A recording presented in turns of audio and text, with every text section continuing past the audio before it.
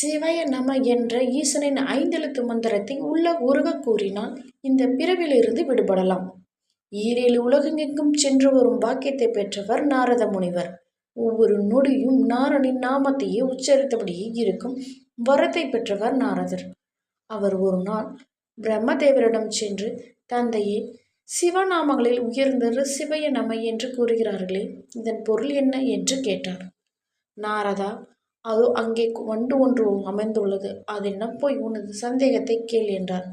நாரதரும் அந்த வண்டிடம் சென்று தனது சந்தேகத்தை கேட்டார்.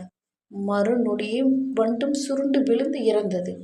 இதை பார்த்த நாரதர் அதிர்ச்சியாகி பிரம்மதேவியிடம் ஓடி சென்று, தந்தையே, சிவய நம என்பதை பொருளை தெரிந்து கொண்டேன். இந்த நாமத்தை யார் கேட்கிறார்களோ அவர்கள் இறந்து போவார்கள் என்று சொன்னார்.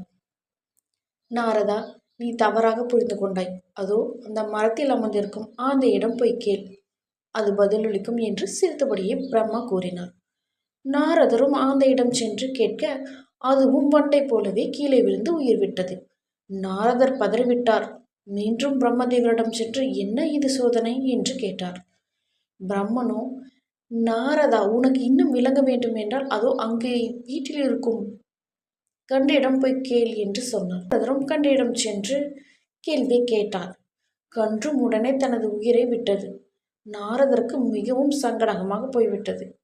அதிர்ச்சி அடைந்த நாரதர், இவ்வளவு சக்தி வாய்ந்த மந்திரமா இது? பூச்சிகள், பறவைகள், விலங்குகள் கதியே இப்படியாகிவிட்டதே, இதை கேட்கும் மனிதனின் கதி என்னாகும் என்று நினைத்தார் நாரதர். அப்போது அங்கு வந்த பிரம்ம நாரதிடம், கண்டு இருந்து விட்டதா? சரி, பரவாயில்லை. இந்நாட்டு மன்னனுக்கு இப்போது ஒரு குழந்தை பிறந்துள்ளது. அந்த குழந்தையிடம் போய் இதற்கான விளக்கத்தை கேள் என்றார். இதை கேட்ட நாரதர் அலறிவிட்டார். பிரம்மதேவா, என்ன சோதனை இது? அந்த குழந்தைக்கு ஆபத்து ஏதாவது வந்தால் அந்த குழந்தையின் இறப்புக்கு காரணம் நான் ஆகிவிடுவேன் என்றார். உடனே பிரம்மதேவர், இதுவரை இறந்தவைக்கு என்னால் எழுதப்பட்ட விதி முடிந்து விட்டது, அவ்வளவுதான். அதனால் அந்த குழந்தையிடம் சென்று கேள், பொருள் நிச்சயம் தெரியும் என்றார். நாரதர் கை கால் நடுங்க குழந்தையிடம் சென்று கேட்க, அந்த குழந்தை பேசியது. நாரதரே, இந்த மந்திரத்தை கேட்டால் வண்டாக இருந்த நான் ஆந்தை ஆனேன்.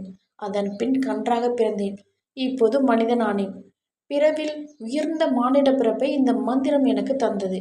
இதுவே என்னை இறைவனிடம் சேர்க்கும் ஒப்பற்ற பிறவையாகும் என்று குழந்தை கூறியது. நாரதர் இப்போது பிரம்மனிடம், சி என்றால் சிவம், வா என்றால் திருவருள், யா என்றால் ஆன்மா, நா என்றால் திருதோதமலம், மா என்றால் ஆணவமலம், துரோதமலம் என்பது அழுக்கை நீக்கும் பொருள். நான் என்ற ஆணவ அழுக்கை பூசியிருக்கும் ஆன்மா துரோதமலம் கொண்டு அதை சுத்தம் செய்து சிவத்தை அடைந்து பிரவிப்பனலில் இருந்து விடுபடும் என்பதே இதன் பொருள்.